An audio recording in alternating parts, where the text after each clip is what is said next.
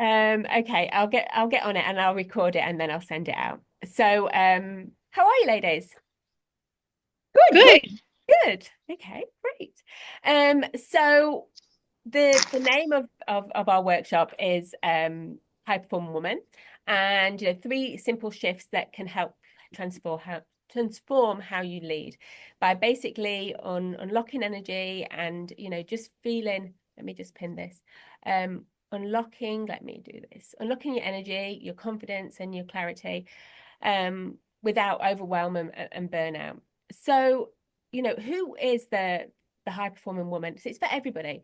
We think of a high performing woman as somebody who might have a job that is in a high position, but all of us are leaders, right? So it doesn't matter, if you are a stay-at-home mom with kids, we all have a role to play in leadership.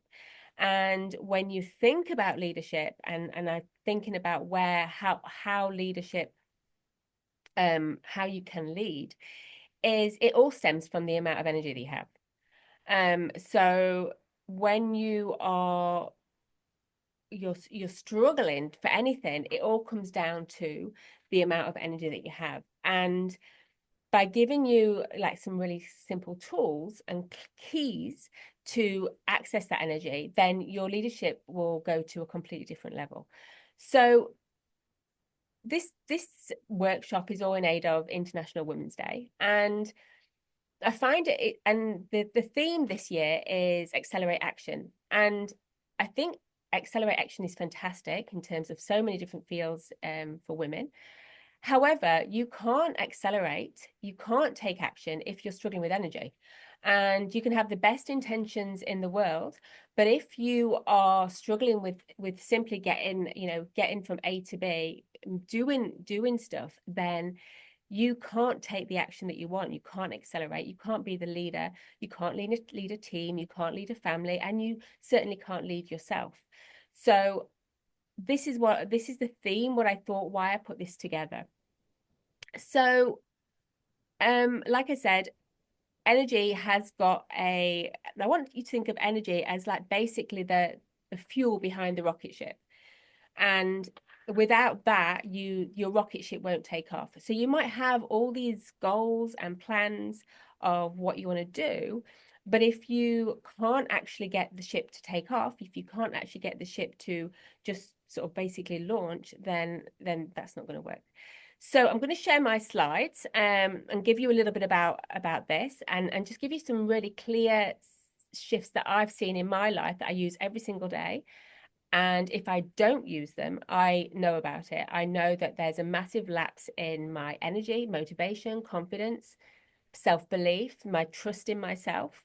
And it impacts every area of my life, from being the mom, being in my own business, just having the confidence to do things. So I really hope it might serve you. So um what do you feel you need in terms of energy? Let's just put it in, if you want to put it in the chat or shout out, whatever, there's only a small team. But what is it? Do you think, what do you struggle with? Do you have, what's your energy out of 10? Let's say out of 10 right now, where would your energy be? Oh, today I'm actually high. Today I'm an 8, but Wow, I had really good sleep. that's great. That's the difference. Yeah. Brittany, what about yourself? Mine is probably between like a 6 and a 7.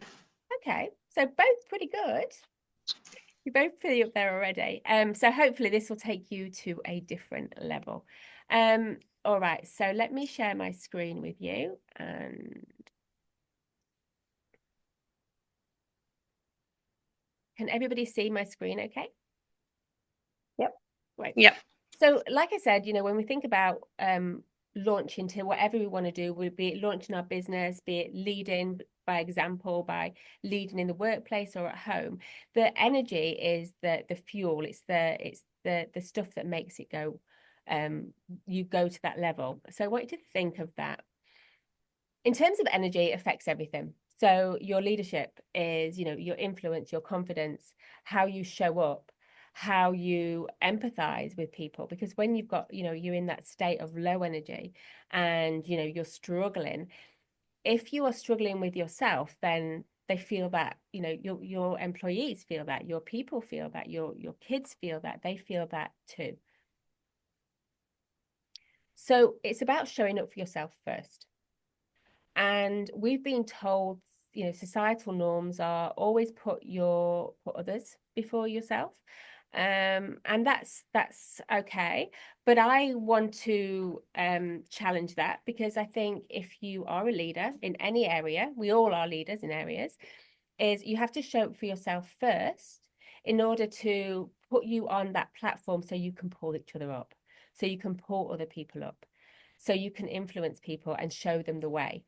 And so if people say, oh, putting yourself first is selfish, I think the other way, it's actually quite selfless. And I want you to sort of like maybe think about that question. It's actually selfless, because if you are your best self and you've got that energy, then you can lead in every single area of your life. It's a complete ripple of what you do. And it's just the impact you make. Once you are functioning, you're at a higher level, then it reverberates throughout all of your communities. Does anybody relate to that? Yeah. Yeah. I mean, I don't know if you want to share, but I know that when I'm in low energy, the whole house feels it, right? Yeah. So my example is like I've got two little ones and I'm pregnant and I work Wow. full and have my kids and a side business. And last weekend was the first weekend where I had hours away from my kids since like before Christmas, and it just made me feel like a whole brand new person. I felt completely different. I felt so de-stressed from just having like putting me first, just having something I could do first for the first time in such a long time. Wow. That's amazing. That's amazing. And I think we have a bit of a hard time. Sometimes it can be conflicting because we think, oh, we don't want to take the time, but it actually benefits the whole of the family, right? Or the whole of the structure, family unit, the work unit, whatever it is. What about you, Annabella? Oh, if I'm cranky, they know it. It's not nice. I'm short, you know. So yeah, totally. It's a different mindset, but having to put yourself first. Um, so I think it's, you know, what I think is trying for, you know, yourselves, but for other, for all of us really, just even to teach our mini-me's, right? And if we do have a team, even for our team, to realize that they do have to put their own oxygen mask on first. And it's not selfish, it's actually part of, you know, it's part of actually functioning. So like I said, the end of this, I'm going to give you just a bit of a plan of attack. Just a few things that you can do and you can implement from the minute you leave this tomorrow. You can start being a little bit more intentional about it. So my goal is to just really empower you really, so that you're actually in the controller seat.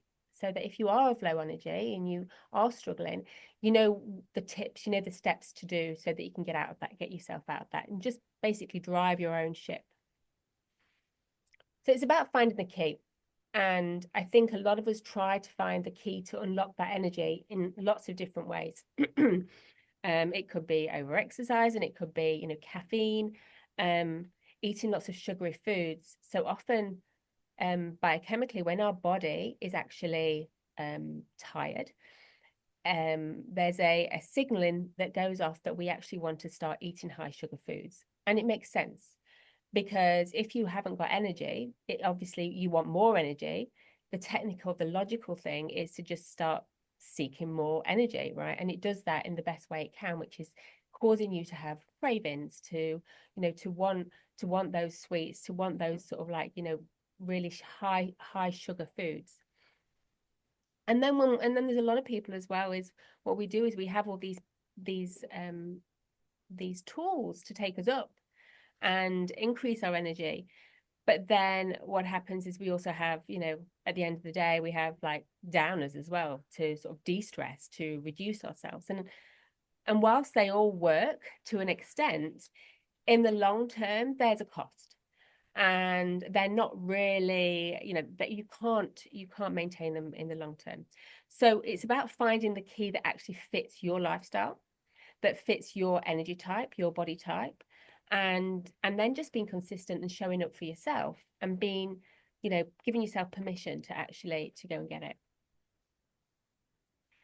So like I said, there's a cost, and I don't want to go into it too much, but I know I've definitely had this, and energy is mental and physical, and when you are in that whatever work forum or in the family unit, whatever it is, that all impacts everybody else, which we are completely aware of, but overwhelm, um low self-esteem, irritability, lack of presence, our health, and then we stop believing in ourselves. We lose trust in ourselves as well because we don't follow through. So there's a massive professional cost, and if we are expected, have lots of expectations at work, then having low energy can really not serve you. So the first shift, I'm going to give you 3 shifts. And like I said, these are really simple. They might be a little bit challenging, but challenge is good, right? So bear with me. So the first one is your morning routine, right? And you don't have to have anything fancy, but having a structured morning routine, a goal-orientated routine, can be, I swear on my life, a game changer. So I personally started the whole morning routine when I had my kids, when I had my eldest son, and he was very sick. And then when he came out of hospital, I suppose, I mean, we're all mums, right? And you lose a bit of yourself. I had postnatal depression, but I had no energy because I was like, I've got no time to actually serve me or anything like that. And I found that the minute I would get up in the morning, I was basically, they were waking me up. I was greeted. The first thing I did when I opened my eyes was I was greeted by stress. It might be wanting breakfast, it might be the mess downstairs, it might be looking at my inbox, and just basically all of a sudden your alarm bells start going off. Can anybody relate to that? So the cost of having that stress, and it actually reverberates in the morning. So if you, in that first half hour of your morning, particularly the first half hour, your brain is in like a hypnotic state. It's called the alpha waves. And what happens with that is you are hypnotizing, or if you're looking at stress, if you are looking at the news or you're looking at your inbox, then that's telling you like, shit, alarm bells start going off. And that, if you think of it as sort of like a vibration, right, as it's sort of like creating some kind of ripple, and it's that thermostat for your day. If the question is, are you setting yourself up for stress, or are you stressing it, are you setting it up for calm, for for flow, for creativity, for action taking? So having that first half hour of your morning free of any distraction is crucial to leading yourself, but also biochemically. Is you wake up and you've got cortisol shooting through your veins. That's what wakes you up. That's what alerts you out of bed, even if it doesn't alert you very much. And then what happens is, a lot of the time is people, we start looking at our phone, which actually increases our stress because our brain sees, oh, we've got to do this, and this. So the cortisol that's already high gets even higher because it's like, okay, I've got to go. And then maybe we'll have a coffee. And coffee, we think we'll wake up, but coffee actually increases your cortisol levels even more. So cortisol, the biggest stress hormone, that stresses you out even more. So you're completely wired. And then a lot of the time what we do is people skip drinking water. So when they're skipping drinking water, this means that your body's sort of like, it has to work really hard. So think of your body as, your body's 60% water. And by the time after a sleep, it's maybe only 55% or 50% because you've lost a lot of, you've perspired. it's already running on empty. And then you make it running on empty even more because you add, more cortisol. Coffee also dehydrates you even further. So but basically a lot of people are wiring themselves to this high stress in the morning. And if you wake up in the morning with that kind of thing and think about how your vulnerability, you're hypnotizing in that alpha state, you're hypnotizing yourself to a high stress level. And that's what a lot of people do. So I don't know if anybody, you might not have, this might not be you, but maybe you know somebody, or I know for my kids, just empowering them not to touch their phone or not to touch any kind of media, so that they can make really deliberate, intentional things about it. Does anybody relate to any of this? Yeah. Okay. So the key would be to, like I said, to just have 30 minutes at least, the first 30 minutes to yourself. Get up before the rest of the house and serve yourself first. So as mums, we are, or even if you're not a mum, we're juggling so many things. And one of the reasons that we struggle so much or we feel so challenged is because we actually don't serve ourselves. So we're already pouring from an empty cup. So it's about putting your own oxygen mask on first and doing that in the morning and just being intentional, setting the clear boundary that the first half hour of the day, I'm getting up before the kids, and start by just 10 minutes, maybe just 10 minutes at first, before the children wake up. Now, if your kids wake up at 7, get up at 6:45, just to give yourselves time to have a glass of water and maybe think about positive stuff. Like, so it's not about putting the dishes away. It's not about any of that reactive stuff. It's just for you to actually, no reactivity, is you to actually just be like, maybe have a glass of water in peace, maybe write your goals, maybe write what your intentions are. So it doesn't have to be too complex. The second shift that I want to, and this is something as well as a lot of people miss, and there's a cost, is protein. So your body loves protein. And my question is, or my ask of you is to basically consider for the next sort of 60 days, or let's go 20 days first, making protein your best friend. And if you look at it from a body point of view or physiological point of view, protein makes up the bulk of the really important chemicals in our all our amino acids, all our enzymes, much of the chemicals, our muscles, even our hair, all those things have all got protein in them. Brain's got protein in them, all the ligaments have got protein in them. But if we're not providing the raw materials for these like really important things, then what happens is it breaks down, and then things start to go wrong. So having protein is a big part of it, and just having a bit of a protein, making sure that your meals are around protein. So this is a simple shift, like I don't know if anybody can, but normally I know Annabella's Portuguese, but just things like you'll have a pasta, or you'll have a sandwich, or you'll have a rice dish. Even making that change to your language, how you language it. When you think about, okay, what are we having for dinner? Okay, we're having chicken. Or, what am I having for lunch? Okay, I'm having tuna. So just languaging it like that, and start to put the protein and the greens first before you have the carbohydrates, right? And the reason for this is, it's like I said, it's like the activation for your metabolism. If you think your metabolism is like a fire, and think of protein as like really big, thick logs, right? And you're putting them on, and the more you fuel it up, you're getting this big, robust fire that is going to, give out loads of energy.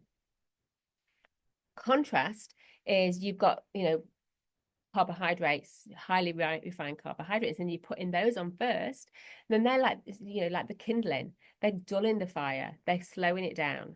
So you want to have like a bit of a balance, but you want to try and flip your focus a little bit around making sure that you're having protein.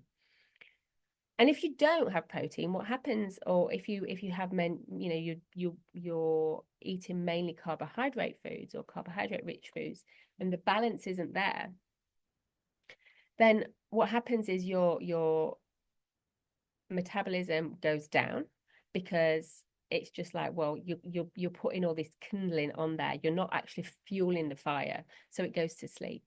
Also, you'll know about diabetes, right? But your insulin levels go up. What that does is it grabs onto that carbohydrate, it stores it into your muscles, but also as fat and around your liver, and that sends you to sleep.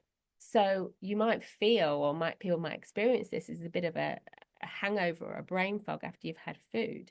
And that can sort of, when you're looking at that, your leadership skills or any skills in your life are fueled by energy. If the energy is not there, then everything else takes a hit. So just making sure that you're having that, and storing fat. So like I said, is if your body doesn't like having loads of sugar. So carbohydrate is sugar, and it's dangerous for the body. So what it does is it grabs onto it and it pulls it out of the blood. Got nowhere else to put it except for generally around your belly or in your muscles and your liver. So lean meats, cottage cheese, full fat yogurts, eggs, protein shakes are good as long as they haven't got too many things in them. So look at the ones for they've just got a few ingredients. And the third shift, and this is, again, it's really simple stuff, and you may very well know it, but it's about hydration.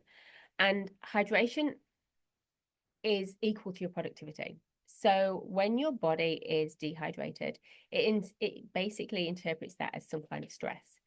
And it thinks that you are perhaps being in a drought situation, and it needs to hang on to everything. And it needs to slow down. So anything that's non-essential for life, such as your thinking power, your metabolism, your burning fat, all those things, if it's in a survival mode because it hasn't got enough hydration, then it starts to slow down. So not only do you'll find that, like, even if you're dehydrated, the actual effect on your brain, you'll think slower. There's that digestive, that stress, headaches, increased stress, slower at making decisions. Maybe you're a little bit more, your emotional regulation, you're a bit more cranky. It's because your body's trying to let you know that something's going on. So remember, your body's always got your back, and it's trying to do the best it can with what you've got. But if you're giving it the instructions that something's going on, and it interprets the environment around it as, that's all it does. It's like, okay, well, something's going on. I better hold on to water. I better slow down my metabolism and basically conserve as much water as possible. Because I'm sure you're aware, but everything in your body requires water. So it makes sense to slow those things down so it doesn't use water, and it just basically preserves the water that it's got. So they did a study, and it was crazy, but it was basically 1 to 2% dehydration, which is you feel that, you don't even feel that. So you don't even experience that before you feel thirsty. When you're thirsty, it's much later on down the path. It slows down your thinking power, your mood, your reaction time. And if you're leading, and that is your bread and butter, that is the fuel that gives you that gives you that impact, then it's a real cost. So simple fix is drink 2.5 liters of water a day, which we all know, but is make sure at least you're drinking water before you have coffee. It's so important. You lose a lot of water when you're asleep, through breath, through perspiration. So make sure you're actually replenishing what you lose. That's the first thing. And add a little bit of salt to it. So a little bit of pink Himalayan sea salt is really good. So just freshly grind it in there. Also, a little bit of lemon juice can help as well in the morning. So what that does is it activates your liver, but it also activates your digestive system. So often if you've got a sluggish digestive system, or it's not working, it can make you go to the bathroom, because that bitterness, that astringency actually activates your liver. So that's something that you could try. But the salt is really good as well. So there's really what I've got, but they're really simple. But I think making sure that you can take away even just one of them, have one takeaway, because your body's trying to work for you. It's trying to back you up. So it's about sometimes changing the instructions. Sometimes we don't realize, but we're actually telling our body that something's the matter, that maybe we're being chased by a lion, but really we're not. And our body's responding it the best way it knows how to slow things down. So changing the code, changing the instructions, changing the formula can take you to a different level in terms of energy. So they're my 3 things. What can you take away? What one thing can you do you think, in the morning? Like just one of the small things going away from this. Oh, I've made quite a lot of the changes that you're talking about just recently, so it's really good. But I think the 30-minute break in the morning before touching phone is always the big one that I have to work on. And adding salt to my water, because I add lemon juice, but I don't add salt. So yeah, so the pink Himalayan salt's got loads of minerals in it, and it helps. Sometimes the water can just go straight. The water's very different now. It can go straight through it, so it can help you absorb it, especially if you're a bit dehydrated. That's a good tip. Thanks. Brittany, any tips that you're going to take away? Mine will be the morning thing, because I get woken up by my kids. My son likes to wake up as soon as the sun has started to crack. So it'll be that. And then I always get on my phone and just check various things. So it'll be. I can't have caffeine, so water is the only option in my house right now. And we're doing a bit of the protein stuff because I'm iron deficient, so we've had to increase protein for iron intake. Oh, okay. And you're taking vitamin C with your iron as well?